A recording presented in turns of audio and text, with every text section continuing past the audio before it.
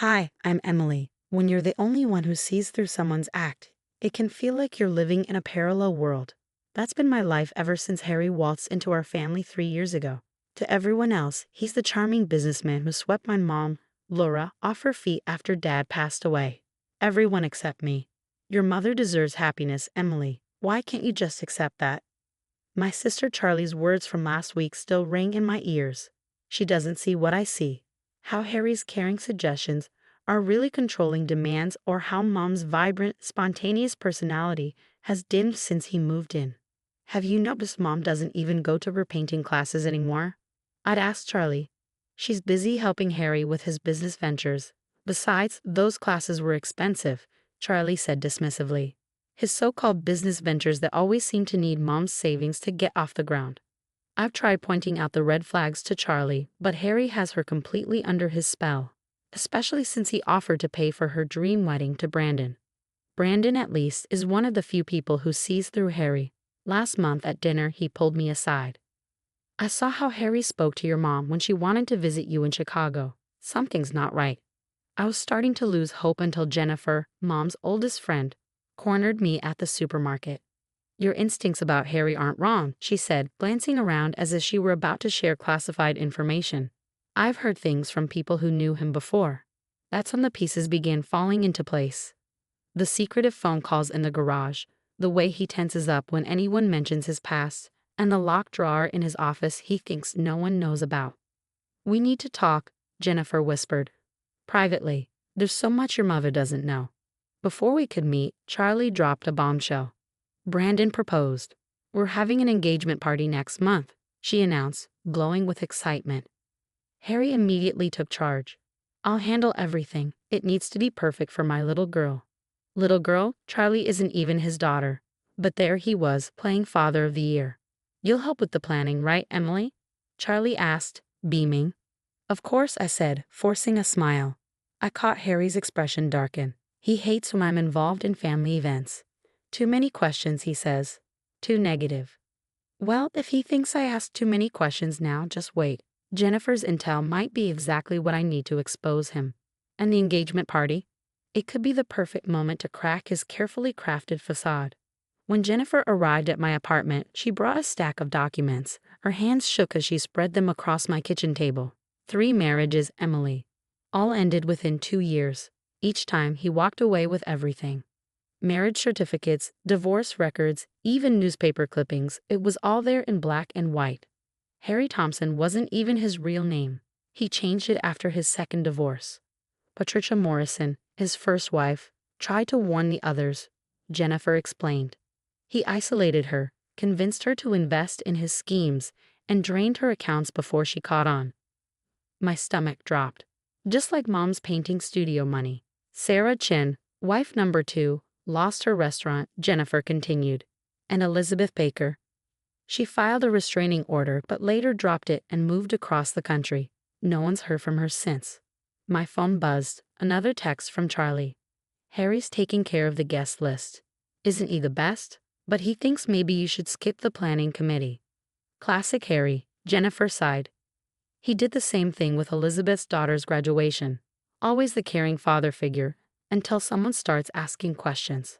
I opened the banking app Mom had given me emergency access to. The balance had dropped again. Look at this, I said, showing Jennifer. 3 transfers to business development partners this month. Shell company, Jennifer said grimly. He used the same trick with Patricia. We need to act fast before your mom's account ends up like the others. A knock at the door made us both jump. It was Brandon, looking worried. Emily, you need to hear this, he said. I stopped by your mom's place to drop off some engagement photos. Harry was in the garage, arguing on the phone. What did you hear? I asked, bracing myself.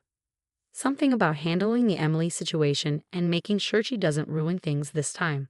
He sounded dangerous, not like his usual self. Jennifer gathered the documents quickly. He's getting nervous. Last time someone dug into his past, Elizabeth lost everything. The engagement party's in 3 days, I said, an idea forming. Everyone he knows will be there, including some faces from his past. He won't be expecting it. Emily, be careful, Jennifer warned. Elizabeth tried a public confrontation, And that's when things got ugly. But Elizabeth was alone. I've got proof, witnesses, and a backup plan.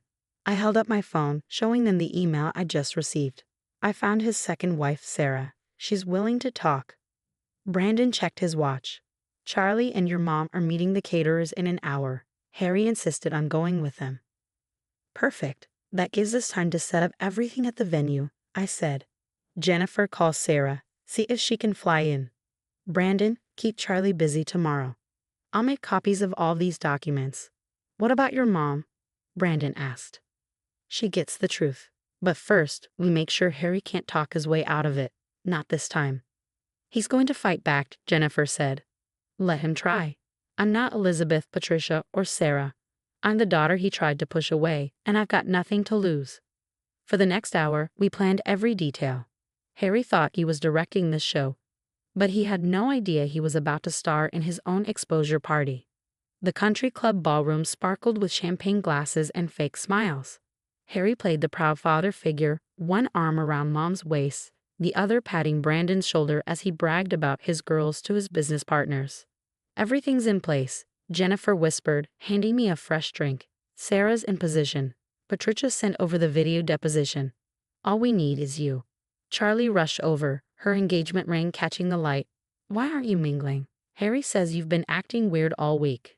Just waiting for the right moment, sis. It's your special day after all. Harry's eyes tracked my every move as I circled the room. Good, let him sweat. Brandon had already connected his laptop to the projector for the special engagement slideshow. Time for speeches. Harry's voice boomed across the room. As the proud father of this beautiful bride-to-be, stepfather, I corrected, stepping forward. And speaking of family roles, Harry, why don't we talk about your other families? The room fell silent. Mom turned, confusion crossing her face. Emily, what are you?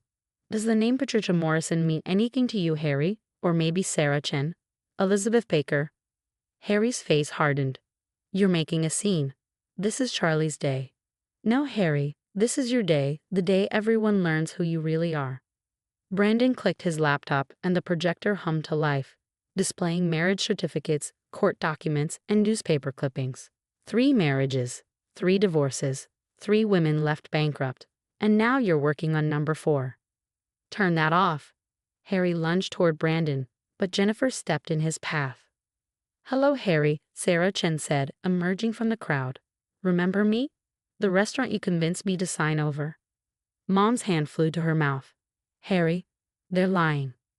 Lauren, this is ridiculous, Harry blustered. The only ridiculous thing, I said, pulling up Mom's banking records on the projector, is how you thought you'd get away with the same scam a 4th time. Business Development Partners, your favorite shell company, needs a new name. Charlie stood frozen. The wedding fund doesn't exist. It doesn't, Sarah confirmed. Just like my retirement fund didn't, or Patricia's savings, or Elizabeth's inheritance. Harry's carefully constructed mask cracked. You ungrateful little. He lunged at me, hands outstretched.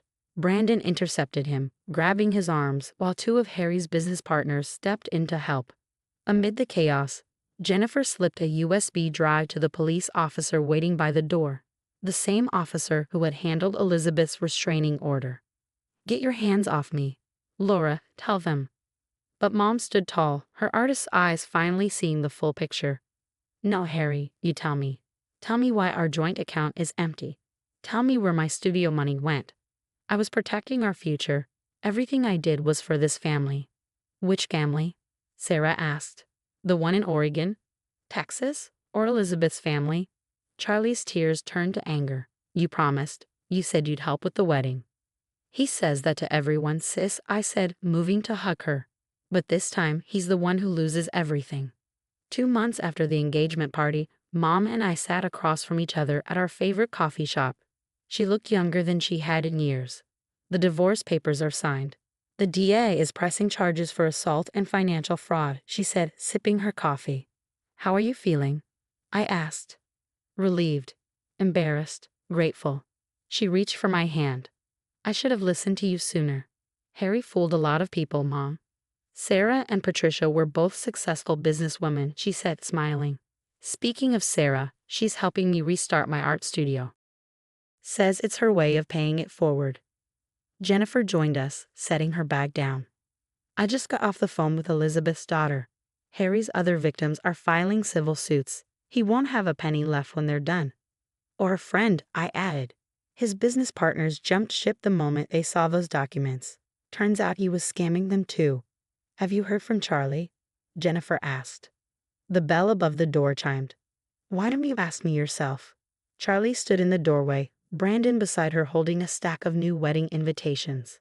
We're thinking a small garden ceremony, she said, a smile breaking through. No fake father figure required. Charlie, Mom began, her voice faltering. It's okay, Mom. Charlie crossed the room and took her hand. Emily was right. We all needed a wake-up call. She grinned, looking at me. Besides, my maid of honor here saved us from making a huge mistake. And the wedding fund? Brandon asked.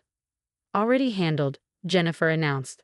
Patricia and Sarah started a collection among Harry's victims.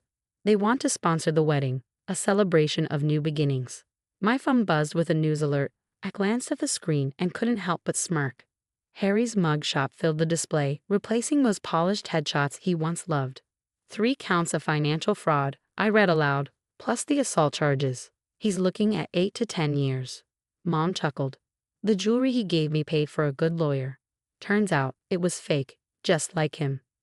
Sounds about right, Charlie added, rolling her eyes. Brandon squeezed her shoulder. The real ceremony is going to be perfect.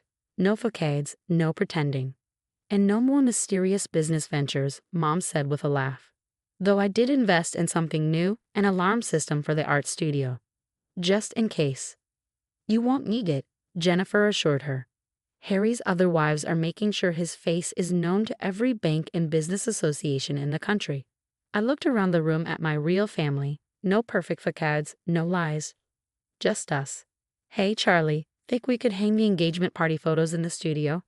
You know, the ones right after Harry got arrested. Only if we put them next to Mom's new paintings, Charlie quipped. What are you calling that series again? Mom's eyes sparkled with her old mischief. Unmasked. It's all about revealing what's beneath the surface. Perfect title, I said, raising my glass. To seeing clearly. To family, Charlie added. The real kind, Mom finished. Outside, spring flowers bloomed in the window boxes, fresh starts all around.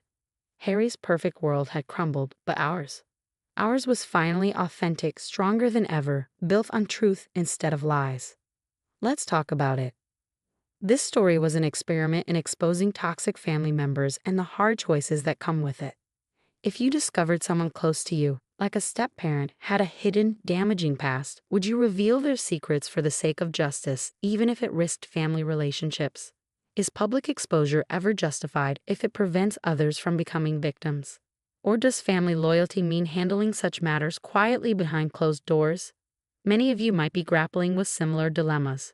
Share your thoughts in the comments.